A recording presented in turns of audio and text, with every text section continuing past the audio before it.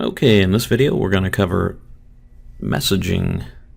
In order to get to messaging, go to the toolbar, click Messages, and here we have our unread messages. I don't have any at the moment. That's what it defaults to. If I want to see what I've already read, here we go. This is my read messages. I can highlight them and view them down below here, what the message contents are. I can also look at the messages I've sent. Okay, in order to create a message, I go here to Insert, and then it defaults to my agency's groups. You can do groups and recipients, just groups, or just recipients. And that's just my agency. If I want to include other agencies, I check mark that box, and you can see here I have all these other agencies to select from now. I selected myself, and it defaults to my name, who's sending it, and the date and time. I can also send this as a text message or an external email. I have to have this check marked in order to do that, and there are some other settings that have to be set up in your system. Just a one-time setting. We'll go over that momentarily. Alright, I can also send this as a BOLO. In order to do that, I have to check mark that box, then go up to the tab up here that says BOLO, fill out the vehicle and person information, or I can unselect that. It grays out that tab. I can select a status, and in order to use one of these statuses, there are some options in the cross-references for some behaviors that you can see. You can set this as a news bulletin, I think, or a BOLO notification here. Okay, and here's where we put the contents of our message. Send that. It sends it to me internally up there on the, as you can see, it's already here in the message list. If I wasn't sending this to myself, I would have got a green envelope next to the messages button where we clicked in order to get into the message list to begin with. But here, I've sent myself a message.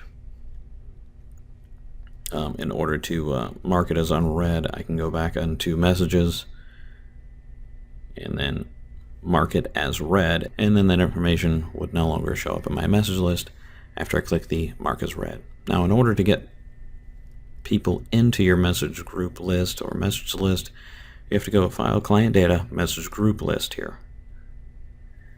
That gives you the options. Here's what's already set up in this system. These are the agency names. In order to create a new person, new recipient, you have to highlight one of these. Doesn't matter which one you highlight, it's not going to fill in any information. But that's the only way to activate this Insert button. Click Insert. Here we go.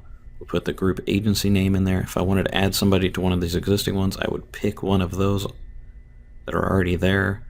In this case, I want to create a whole new one from scratch, so I'll pick an agency that's not in that list. Here we go. And there are no groups in here yet because none have been created. We'll just create a new group.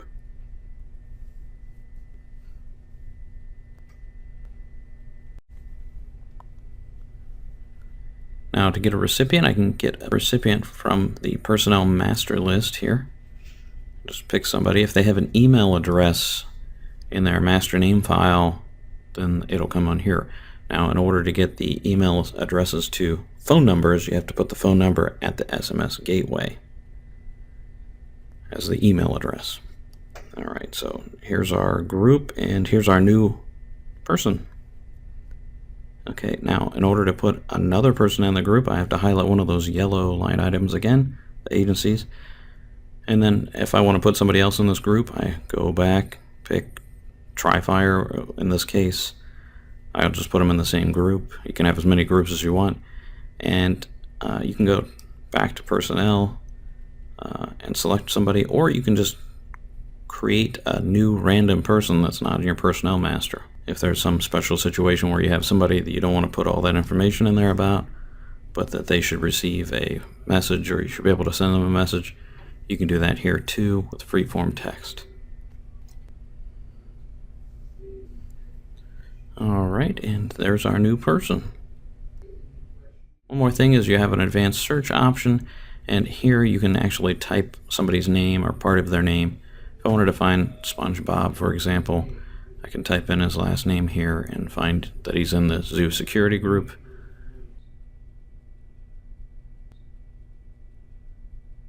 In order to set up external messaging, go to File, Administration, System Preferences if you have the security permissions to do so. Go to Communication, and this is where you'll set up your SMTP server settings. We don't provide these settings, but these are ones for your email server to send outbound messages from. If you have any questions about messaging, please don't hesitate to contact support@alertpss.com.